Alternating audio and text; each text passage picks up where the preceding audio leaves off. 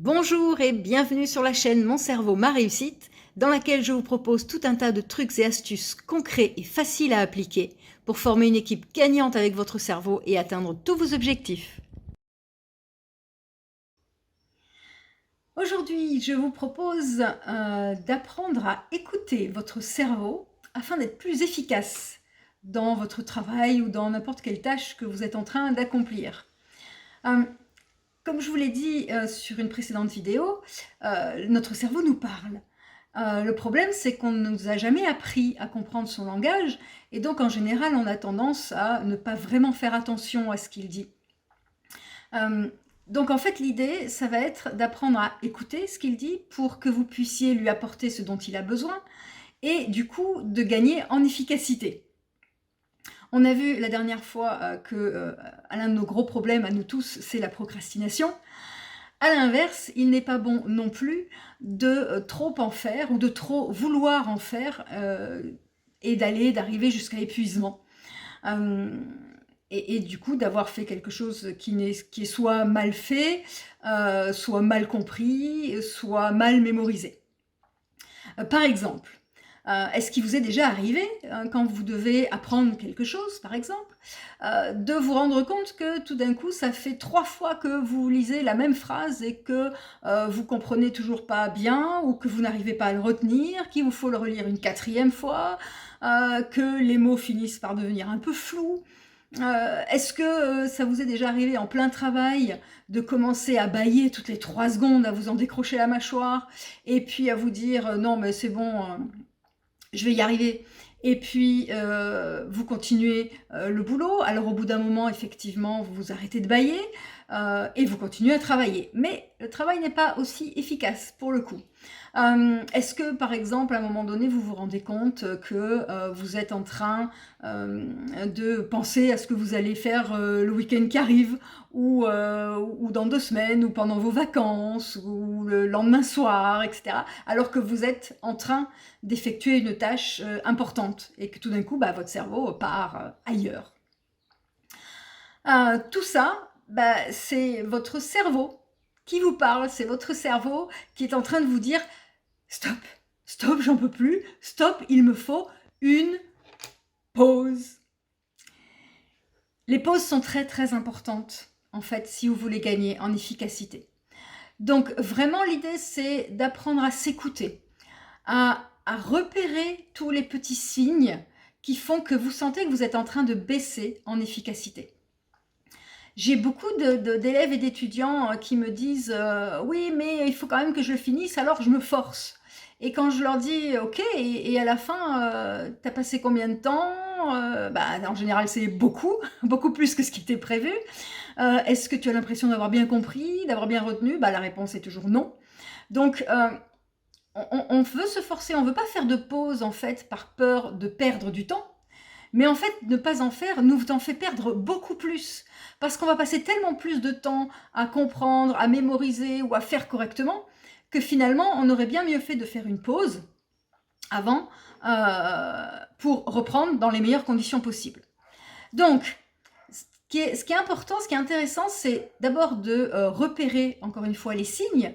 Je me rends compte que je lis 3 fois la même phrase sans comprendre, j'en ai marre, ou voilà, j'en ai ras-le-bol, je bâille, je pense à autre chose. Et au moment où vous vous en rendez compte tout de suite, c'est de dire « Merci petit cerveau, j'ai bien compris ce que tu es en train de me demander, tu as besoin d'une pause, on va prendre une pause ». Donc ça, c'est vraiment la première des choses, d'être vraiment bienveillant avec vous-même et de comprendre que, oui, à un moment donné, vous avez besoin de pause. La pause, il faut qu'elle soit proportionnelle au temps que vous avez passé à travailler ou à faire votre tâche importante. Par exemple, évidemment, l'idée n'est pas de dire « je travaille 5 minutes et je prends une demi-heure de pause ». Ça fonctionne pas très très bien, parce que si vous faites ça, bien pour le cerveau, c'est donc on a fini la tâche, on décroche et on fait autre chose. Donc il n'aura pas du tout envie de revenir à la tâche après. Il faut que ce soit plutôt la proportion inverse. je travaille une demi-heure et je me prends 5 minutes de pause, par exemple. D'accord? Il y a des méthodes Pomodoro, par exemple, qui existent, où il existe des applications sur le téléphone qui vous permettent de chronométrer temps de travail, temps de pause. En général, la méthode Pomodoro part sur 25 minutes de travail, 5 minutes de pause. Je suis plus adepte du fait que chacun doit savoir comment il fonctionne, doit comprendre quel est son maximum d'efficacité. Vous pouvez très bien être super efficace pendant un quart d'heure et puis après ras-le-bol, eh bien prenez-vous quelques minutes de pause. Et par contre, à l'inverse, vous pouvez être très efficace pendant 2 heures, 3 heures, parce que vous êtes à fond dans votre truc, et après, vous prenez 3 quarts d'heure de pause. D'accord? Donc c'est vraiment chacun de vraiment identifier son propre fonctionnement et sa propre efficacité optimale. Ça, c'est une première chose. Ensuite, la pause, c'est pas n'importe quelle pause.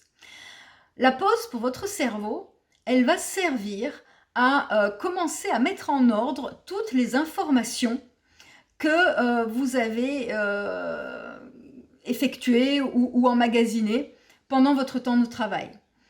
Ça veut dire qu'il a vraiment besoin d'une pause sans avoir d'informations complémentaires qui lui arrivent.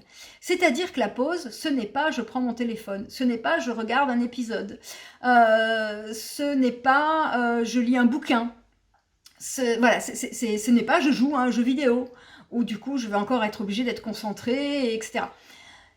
La pause, c'est quelque chose où je n'ai pas d'informations importantes qui arrivent. C'est je vais boire un verre d'eau, je vais manger quelque chose, je vais me promener dans le jardin ou dans la forêt à côté, je vais faire un peu de vélo, je vais caresser mes animaux, voilà, des choses, je fais de la méditation, vraiment quelque chose qui va apaiser votre cerveau et lui permettre non seulement d'assimiler ce que vous avez fait en temps de travail, mais aussi du coup de récupérer de l'énergie.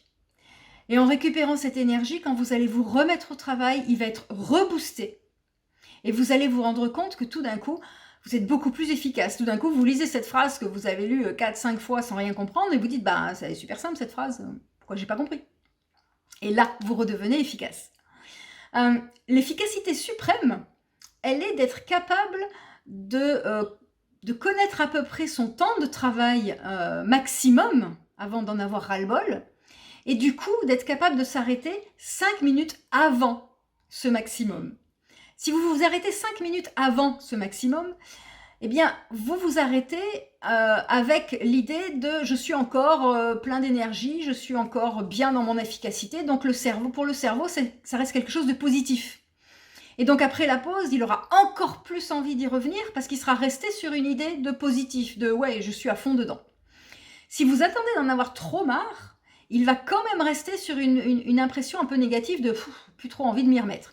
Alors après la pause, ça va être plus facile de s'y remettre, mais si vous arrivez à prendre cette pause un peu avant d'en avoir marre, alors vous allez être sur une efficacité maximale.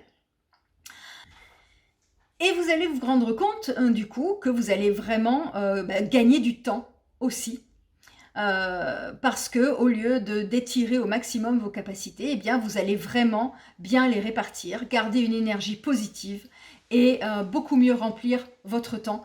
Ce qui veut dire que du coup, vous allez aussi pouvoir faire plus de choses dans le même temps. En bonus, une petite astuce complémentaire pour l'efficacité du cerveau. Pensez à boire de l'eau, bien sûr, très régulièrement.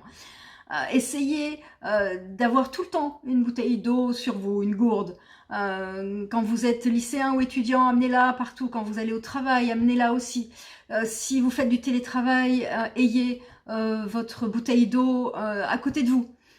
Et essayez de boire très régulièrement, ne serait-ce qu'une ou 2 gorgées toutes les heures.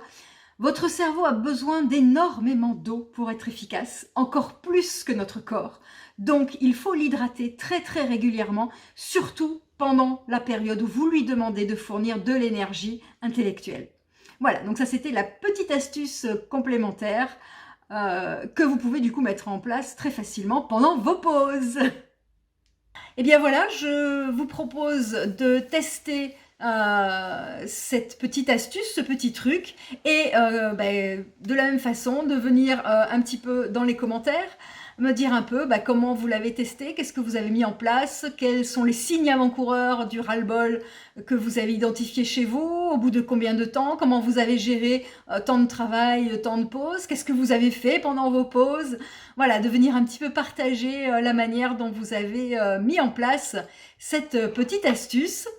Eh bien, écoutez, je vous souhaite un bon entraînement et je vous dis à la semaine prochaine pour une prochaine astuce.